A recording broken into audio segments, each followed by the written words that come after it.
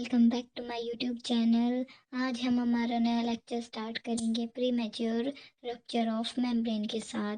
According to NCLEX इस पे भी केस स्टडी आती है, सो ये टॉपिक हमारा बहुत इम्पोर्टेंट रहेगा। एग्ज़ाम में इसमें केस स्टडी आ सकती है। इसमें pre mature rupture of membrane क्यों बोला गया है? बिकॉज 20 वीक से 36 वीक में अगर हमारी रप्चर होती है मेम्ब्रेन, तो उस टाइम पे मैच्योरिटी नहीं हुई होती, बेबी के अंदर मैच्योर नहीं हुआ होता वो। तो इसलिए pre mature rupture of membrane कहा गया है। 40 वीक्स की 40 वीक्स की हमारी टोटल प्रेगनेंसी होती है। 21 वीक से 36 वीक तक प्री मैच्योर में ही आता है एंड 37 वीक के बाद हमारा मैच्योर प्रेगनेंसी में आ जाता है। ये तो आपको पता ही था, ये एक जनरल नॉलेज थी सिर्फ। अब हम पढ़ते हैं इसके बारे में। अगर ऐसा हो जाता है, हमें डिटेल में जाने की नीड नहीं है। अगर इसमें केस स्टडी आती है तो कोई हमसे डेफिनेशन नहीं पूछेगा, कोई कुछ नहीं पूछेगा, वो हमें सारी चीज़ें मिलती हैं वहाँ पे केस स्टडी के अंदर। तो इसमें क्या करना होता है, फिर हमें आगे इसकी केयर आती है कि हमें टोकोलेटिक्स देनी है और स्टीरॉयड देनी है अगर उसको प्रीमेच्योर रप्चर हो गया, बिकॉज हमें इमीडिएटली सी सेक्शन करना पड़ेगा। हमें अगर हमने नहीं किया और मोर देन 24 आवर तक बेबी इनसाइड रह गया, तो क्या हो सकता है, बेबी के अंदर कोरियो एमनियोसेंटेसिस होती है। ये क्या होता है? एमनियोटिक फ्लूइड का इन्फेक्शन होता है। ये किसकी वजह से कॉज होता है? Group A beta staphylococcus aureus infection की वजह से होता है। हम इसको जीबीएस भी बोलते हैं। इसमें क्या होता है, जो बेबी का ब्रेन होता है वो डैमेज हो जाता है। ये डैमेज कर देता है बेबी के ब्रेन को। तो हमारी क्या रिस्पॉन्सिबिलिटी रहेगी इसके अंदर?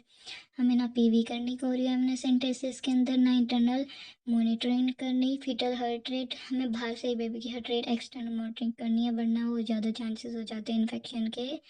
फीटल डिमाइस भी हो सकता है। नो सेक्सुअल एक्टिविटी, अवॉइड करनी है सेक्सुअल एक्टिविटी। नेक्स्ट है, if there is any sign of infection, immediately हमें क्या करना है? रिपोर्ट करना हमारा फर्स्ट स्टेप रहेगा। अगर हमें दिख जाता है उसको फीवर, चिल्स या फुल स्मेलिंग डिस्चार्ज हो रहा है, टैकीकार्डिया हो रहा है या टेंडरस लग रहा है हमें यूट्रस, तो हमें फर्स्ट स्टेप हमारा इमीडिएटली क्या करना है? रिपोर्ट करना है। देन हमें ट्रीटमेंट में सेकेंड स्टेप आता है, ट्रीटमेंट करना है। फर्स्ट हमें देनी है ब्रॉड स्पेक्ट्रम एंटीबायोटिक्स, जिसके अंदर ड्रग एंड होती है सिलिन, जिसके पीछे सिलिन लगता है। First drug penicillin, ampicillin, amoxicillin, ये सब आ जाती है। नेक्स्ट एक टर्म होती है, छोटी सी टर्म इसके अंदर एक दो, नाइट्रोजन टेस्ट। नाइट्रोजन टेस्ट क्या होता है? डायग्नोज करने के लिए वजाइनल फ्लूइड है या एमनियोटिक फ्लूइड है। जो एसिडिक होता है वजाइनल फ्लूइड, एंड जो एमनियोटिक फ्लूइड होता है वो एल्कनाइन इन नेचर होता है। नॉर्मल पीएच होती है 3.5 से 5.5। अगर 3.5 से 5.5 के बीच आ रहा है, और इफ़ पीएच इज़ 4.5 टू 5.5 या 3.5 टू 5.5 आ रही है, तो वो वजाइनल फ्लूइड है। और अगर 5.5 से मोर आती है तो वो एमनियोटिक फ्लूइड है। नेक्स्ट टर्म है बाइशेप पाई सोप score. It indicates client readiness for labour. Thank you so much आज की हमारी टॉपिक के लिए। नेक्स्ट टॉपिक में हम मिलेंगे अपनी नेक्स्ट लेक्चर में। Thank you so much guys, and subscribe my channel. Don't forget to subscribe and share my channel.